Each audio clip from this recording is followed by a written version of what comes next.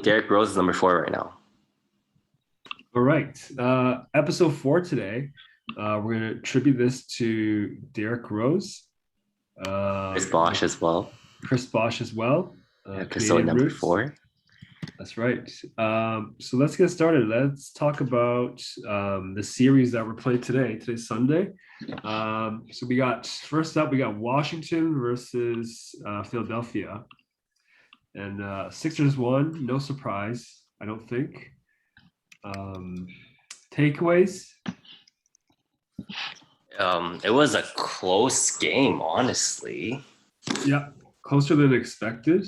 Yeah, and Westbrook didn't play well, and Beal I think he had a pretty good game. He had a really good third quarter, but his first half was really mediocre. So I feel like Washington might have a chance to turn this around if they make some good adjustments the next game. They have no chance. they have a chance to win a single game, I think, but I don't think they can win this series. I mean, was Embiid was in foul trouble today too, so Embiid didn't play very well. You had Tobias Harris score like 28 points and a half, which is probably never going to happen again. Yeah, I don't think they're going to win the series. I think they can do enough to make the series interesting. Like they're not. I don't think they're going to roll over and just lose in 4 or 5. Like I think they can easily make this a 6-game series for them. Wow, Mike, what do you think? Well, I mean, I didn't catch the game today. I just watched the highlights. Yeah, like what you guys said. It was a pretty good. Pretty good game. Pretty exciting actually. But yeah, Washington doesn't have anybody to defend. Embiid doesn't have anybody that could guard Tobias Harris. Yeah, and like you said, MB was in foul trouble, and he was very efficient. Yeah, it's Washington did play a really like I think they followed the game plan really well today. Beal did okay. But I did notice that Westbrook got more legs today, so he was more aggressive compared to the play-in games. So it is a good sign, but yeah, he have like his Westbrook game. But yeah, this series, you know, I don't think I want to give them like one game, so it'll probably be 4-1, and then yeah, that's about it. Because they just don't have the defender to guard like Embiid and Simmons have a bad game today, but he still did like what six points, 15 assists, 15 rebounds. So it I doesn't don't look think good for Simmons Wizards. had a bad game. I think he had a really good game today. Well, I mean, like he wasn't like, I mean, he's not a scoring threat, but yeah, He doesn't need to be. yeah, he doesn't have to, but Yeah, but Tobias Harris isn't going to go off like today, right? So with Washington, like they need to score 125, 130 points to win, right? Because we know they're not going to play any defense. I don't see them winning 2 games this series. We got Bertans. He hit 4 threes today. That's probably as well as he's going to play. Shout out to Bertans. Shout out to Baton. Yeah, he played as well as he could. And you had Embiid in foul trouble, and he didn't play very well. It'd be interesting, Yeah. but the thing is, like once both teams decide to play a little bit of defense, Washington has no chance. Oh, but in the first half, they played really excellent defense on Beal and Westbrook, especially Beal. I think there are so many possessions, like in the first half, at least in the first half, whenever whoever Ben Simmons was guarding, Mhm. did not get a bucket. They did not get a bucket. Yeah, he played good D. Simmons played pretty good D, Yeah, but I think he really shocked um, Bradley Beal and made him very uncomfortable in the first half. Until in the second half when he like he sat for a little bit and then they put Thibault on him. Thibault like he still does a pretty good job, but I think he still is a little different from Simmons. yeah, he's not as big as strong. He's not as strong as Simmons, and that really bothered Beal. Like whenever Beal try to go out for a shot or go for a layup, he always gets thrown off, and he always tries to make a pass. Like instead of following through with the shot or the layup, he gets caught in the air trying to throw a pass, and then that gets interrupted, right? And then it turns into like a turnover. That happened like at least like 3 times. Yeah, you remember last year when the NBA released the real heights? Mm-hmm. Like Bradley Beal is like what 6'3", 6'4", so Yeah. he's shorter than what you know what people think, and Ben Yeah. Simmons is like what 6'8". Yeah, 6'8", Yeah. 6'9", something like that. So Yeah, he's much bigger. yeah, Okay, so series predictions for this one. Alex, you think 4-2? yeah. I think it could go 4-2 if Bradley Beal can make adjustments. Because I feel like in the second half he didn't make really good adjustments, and he was scoring on everybody, like even on Simmons, regardless. So if he can keep it up, this can go 4-2. And when Westbrook like starts to decide to have a good game, because he's definitely hasn't been having any good games, even in the play-ins. So you're going with 4-2. Yeah, I'm going with 4-2. Mike? Sixers in 5. Sixers in 5. Yeah.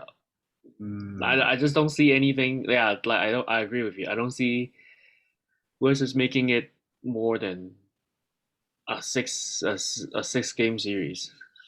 Just don't have enough power. Don't have enough weapons.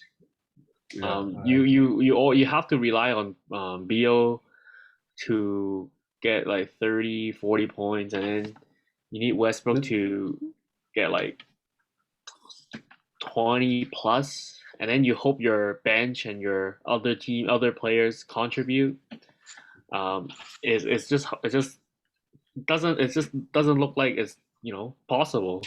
Yeah. Right? Because we even make fun of Berton making 4 3-pointers is already like an overachieve. So, I mean, Hachimura had made some threes towards the end of the game. I saw that. So, if he can consistently hit them, then maybe he can open up, other player like other opportunity for other players. But yeah, I think 4-1 is something that I think Wizards will be happy with. I think this is going to be a sweep. 4-0. They need to score 130 points. Say you give Beal 40, you give Westbrook 40. You still need to pull out 40 to 50 points from the other guys, which I don't think is going to happen. So 4-0 Sixers. All right, sounds good. Okay, let's move on to my Lakers. Before I give any takes on this game, I just want to hear what the two of you have to say, especially from Clark. you must be hyped, Clark. Hey, this year I don't care who wins as long as it's not the Lakers. So I'm rooting for 15 teams. Do you want to go first, Clark? Yeah, I can go first. Lakers only scored 90 points today. Chris Paul got hurt, came back in. Good, like Devin Booker played well, and Ayton, like these guys, this is their first playoff game, right? Ayton like does his role so well, and when I watch him play, I'm like, I hope like this offseason, like James Wiseman takes a page out of his book, right? Like he just does what he's supposed to, and he does it really well. It'd be interesting, like if Ayton plays like this, even if AD has like an AD game, they kind of like cancel each other out, and that's going to be really tough on LeBron and the rest of the guys. That's a stretch. I mean, if he plays like this, right? Like, okay, Well, no. I mean, if AD has an AD game, I don't think anybody can cancel AD out. Well, he's got 21 and 16 today. Like, AD's not getting you 16 rebounds. He doesn't really have to, but AD can probably give you around 38 points. Yeah, he could. Yeah, he can have easily, right? Last time they played without LeBron, AD had a 42-point game, right? I mean, AD needs to dominate that matchup. Like, if he like he's more than capable to do it, but like he needs to. Like if Lakers like they need to make some big improvement from today's game, then yeah, he needs to dominate that matchup and he need to, play both ends. Can't just be making shot. I mean, doing it on the offensive end, he need to do it both ends. And then yeah, like I don't know if Aiden can keep up this 21 and 16 thing. Like he might do like 18 and 18 and 9, but yeah, 21 and 16, this is I don't know if he can do that, like consistently enough. But if when AD is on, so he will definitely dominate that. Like he can average what, like 30, 40 like and 20? 25 plus, and then give you like 10, 12 rebounds. That's an AD game, right? So for today, he will score like 5 for 16. It's unacceptable. And like what Clark said, when you see the Boston score and Laker only score 90 points, it is worrying. I talked with Alex earlier, off the podcast. I mean, he's not worried. I mean, he's a Port Laker. And LeBron, we need to give him. We know he will show up, but it's just that for him, like for the Lakers to only have 90 points in game one, it's definitely, kind of worrying for Lakers fans. It's like, oh wow. I'm just watching based on like just the highlight. Wasn't able to catch that game as well, but it's just like, wow, like your two of your best player, doesn't look like they were like super into this game one, which they are slow LeBron and starter. Anthony Davis combined for 31 points. Yeah, it's not going to get it done. Yeah, but it's not going to happen again, right? That's the of thing. course, Yeah. of course. But and then Devin Booker played really well. He stepped up when Chris Paul was in the locker room. Made some tough shots. And then we gotta talk about that flop again by LeBron. I don't know what's going on with him. Like, I don't think that was a flop per se. But I don't know. But because Chris Paul did, he is acting. Definitely, it doesn't look that great on LeBron's part. But Chris Paul, this isn't to be fair, this isn't the first time Chris Paul went over to LeBron during a game and yanked him on the shoulder. Like this is definitely a thing that happened before. Chris Paul's a dirty player, but sorry, go ahead. That reaction is just. Wait, did you say he is a dirty player or not? Yeah, Chris Paul's a dirty player. He's a dirty player, exactly. Yeah. And did you see how he injured his shoulder? Right, like he banged it against Cam Johnson on a play that LeBron was going for a layup. I don't know. Maybe he feels like he's entitled to hurt his best friend back because his best friend it was a tug, right? It was a tug on the arm. Some part of like his injury. Maybe I don't know. Maybe he's salty about it. I just don't know. I just don't like it. I don't like it. I don't like it either. All. It doesn't. As a Laker fan, it makes me upset. It makes me upset. Like, yo, like we don't need this. We don't need to do this. Well, he does. He definitely does. And it doesn't it makes me upset that I am rooting for this team. But like sometimes it makes me feel that way. But like, why is this guy acting? Alex, let me ask you a question. Why are you rooting for the Lakers? Because the Lakers is the Lakers. You know what I mean? But it's like I've been liking this team like ever since I was like a kid. You like it? Okay, so it has nothing to do with the players. Kobe as well, right? Like Kobe's the big reason, right?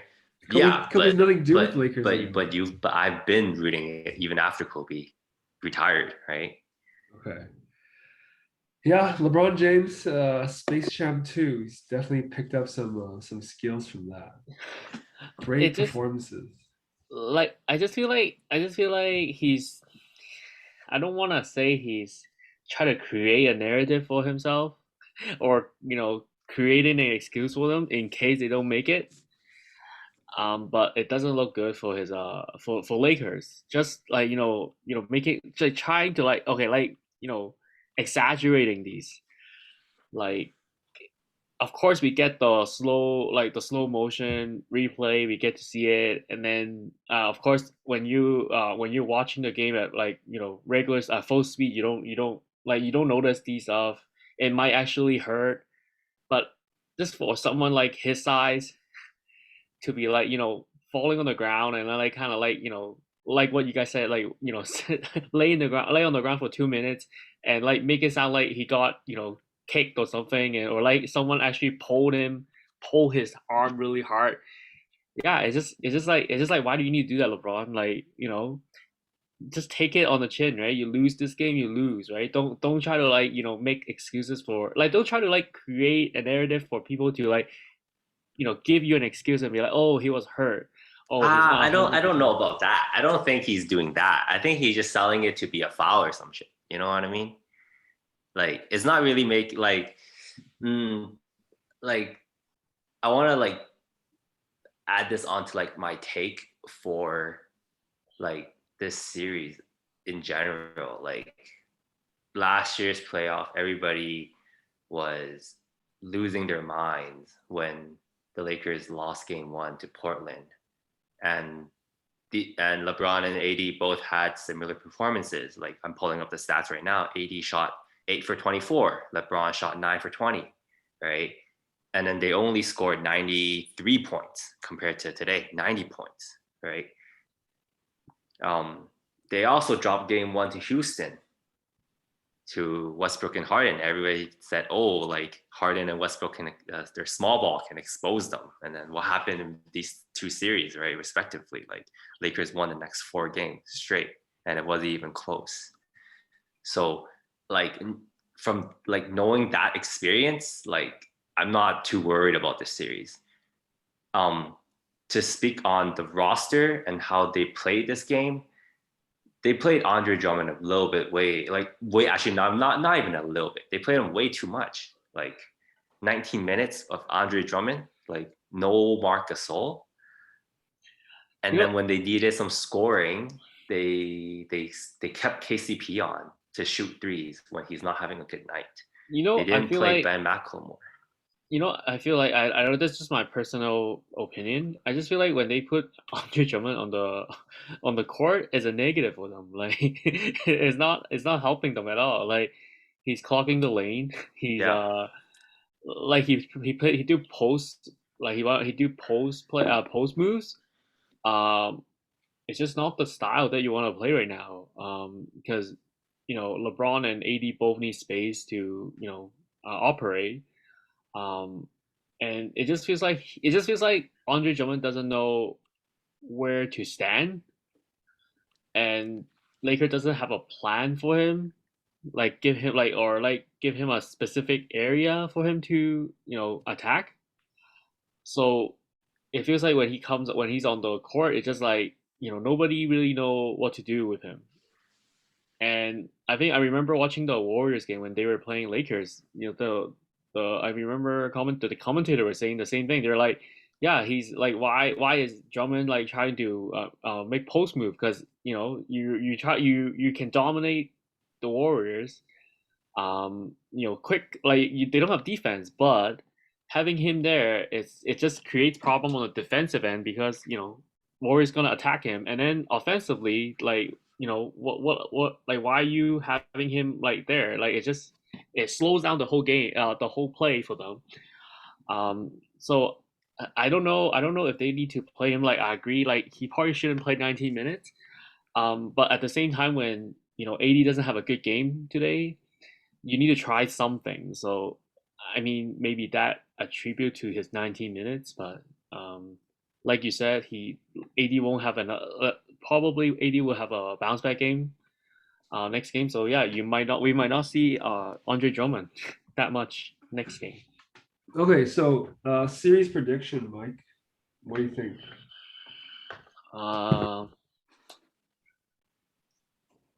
it's gonna. I think it's gonna go 7 games. 7 games, and who takes it?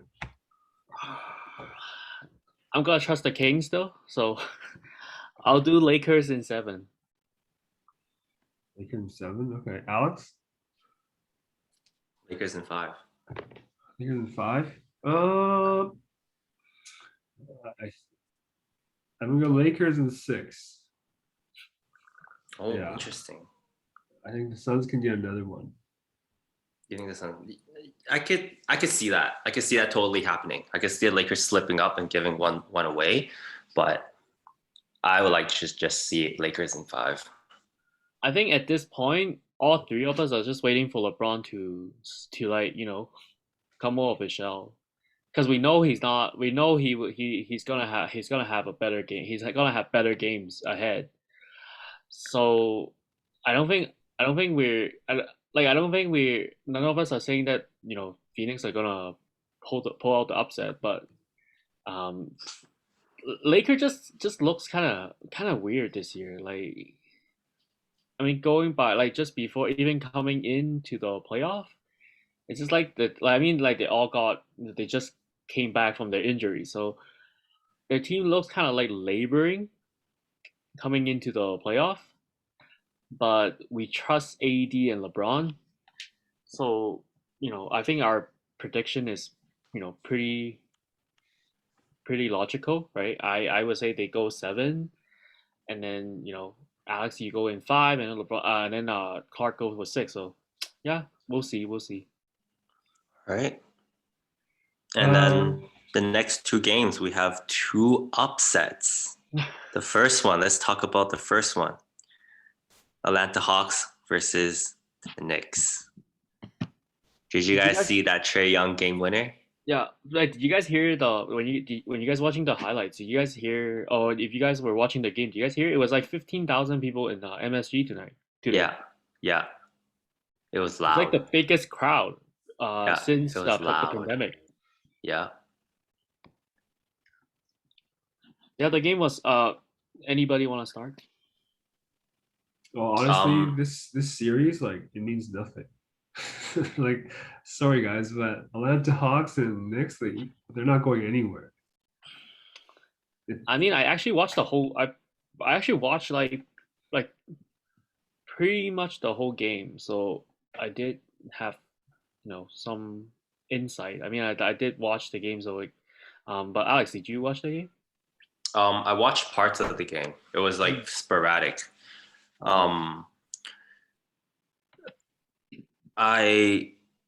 Before the series started, I had a conversation with another friend about this, and we both think that the Knicks, they might not be able to beat Atlanta.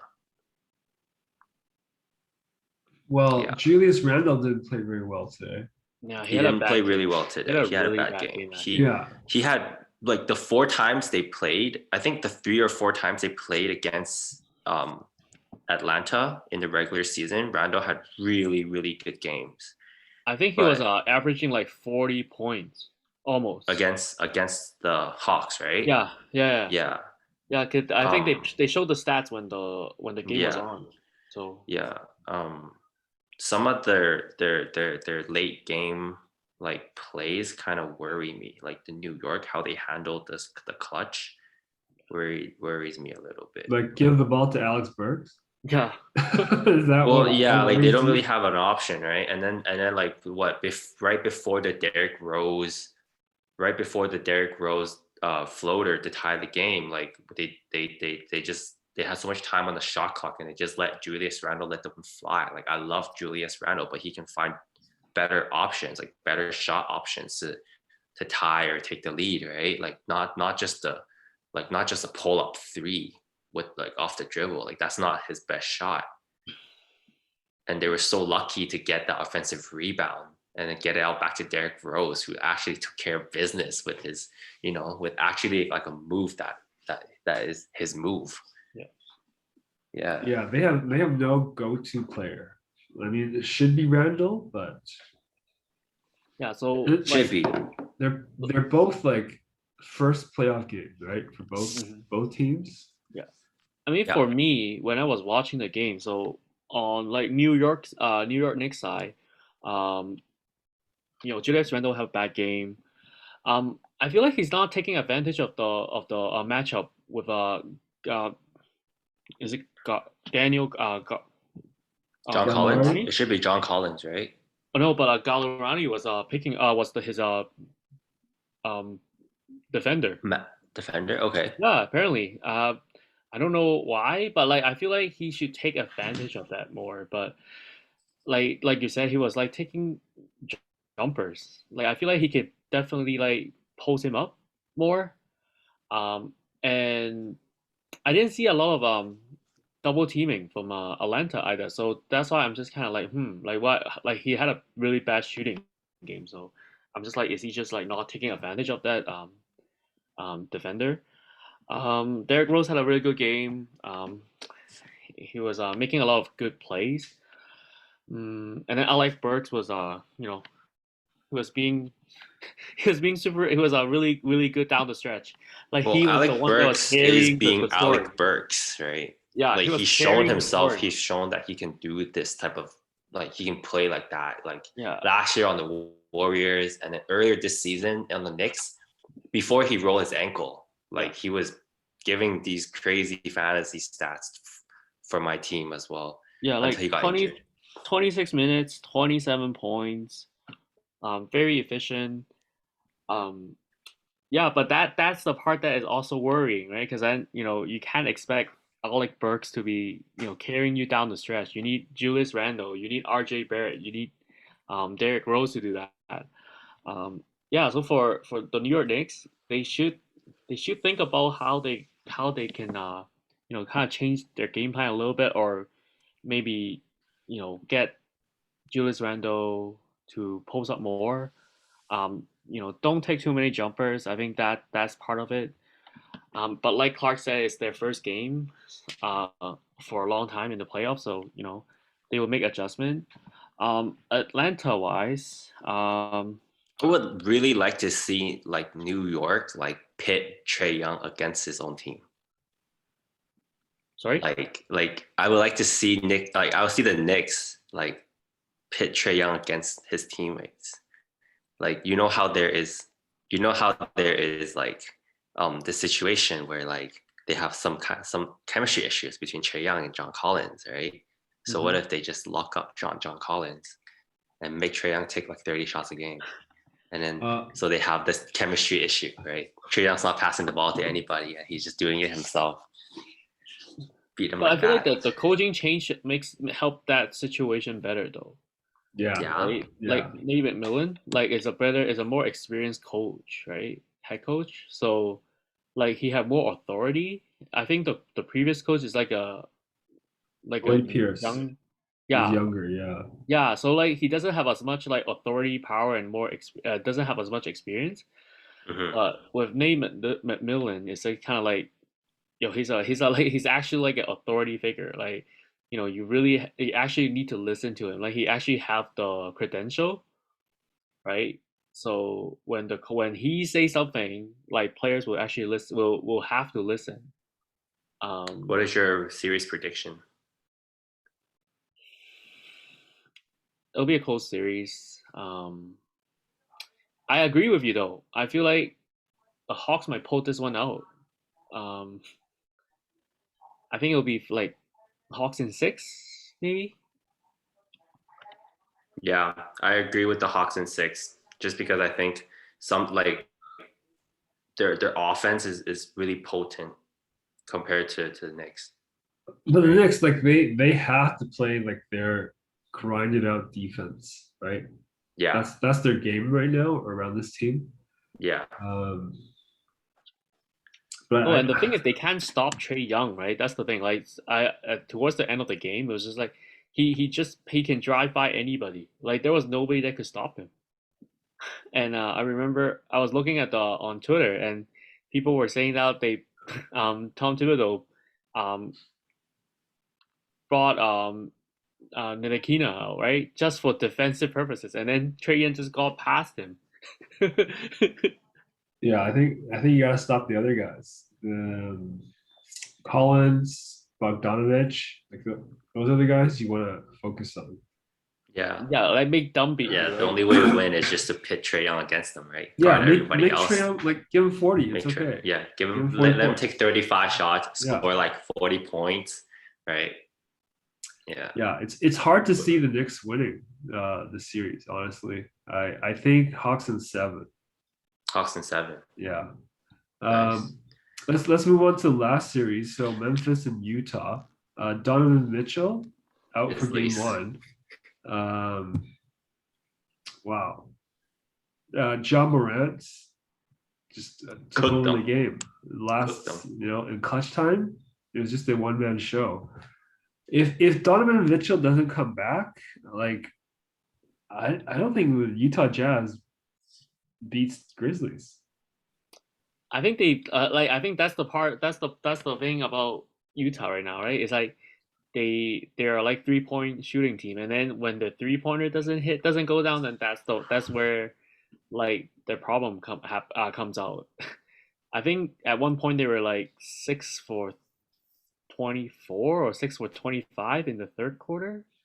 Well, it doesn't look any better on like final stat sheet, right? They're 12 for 47, they shot 25.5%, right? Yeah. So yeah, when the threes is not falling, like that's the problem with like not having Donovan Mitchell.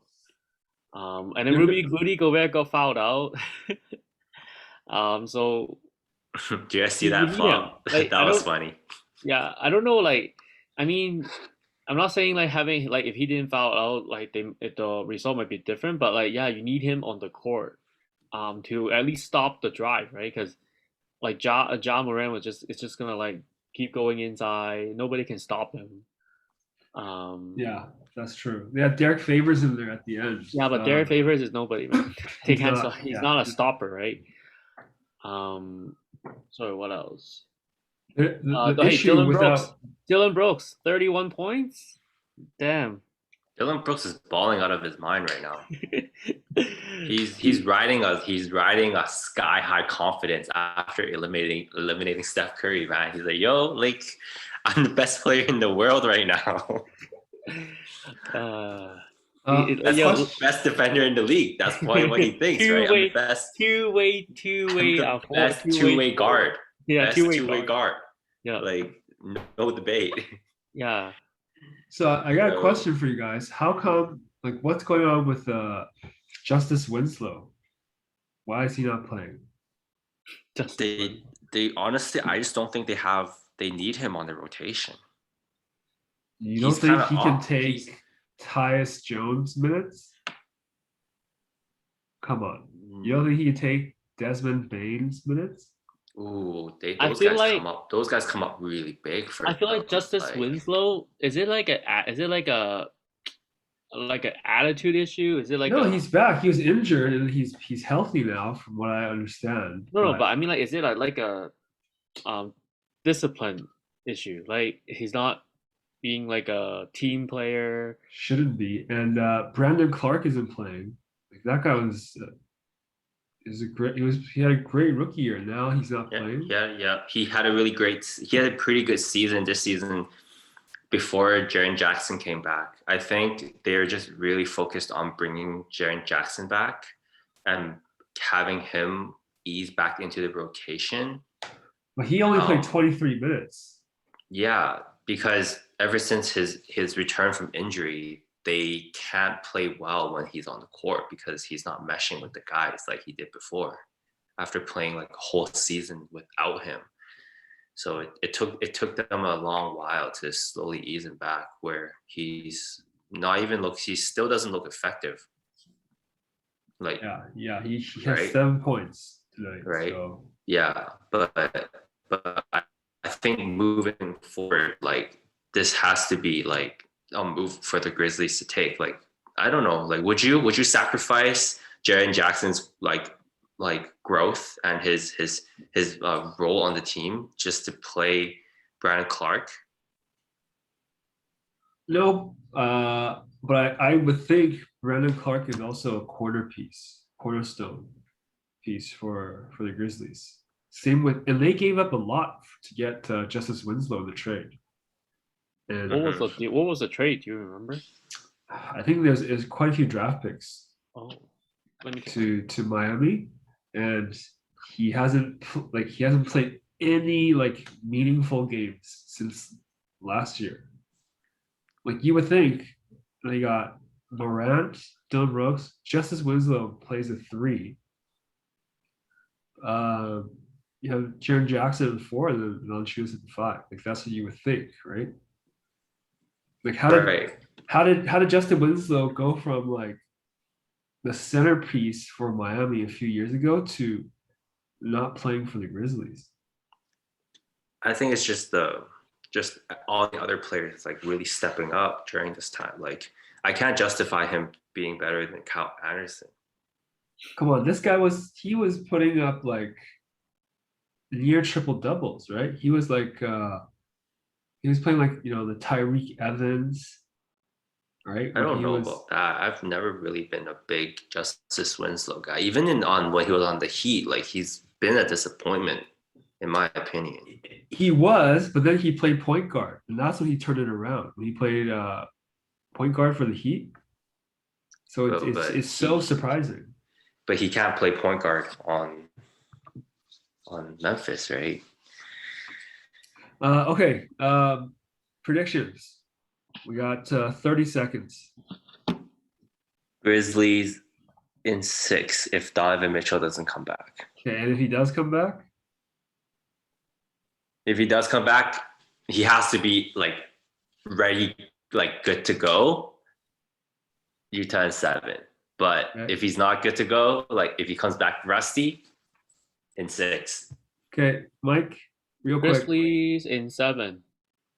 Wow. Okay, I'm gonna go with Utah in 6 if Donovan Mitchell comes back. Interesting. All right. Okay, so that kind of does it for episode 4. Episode 4. Right. That's in the books. Okay. Thank you.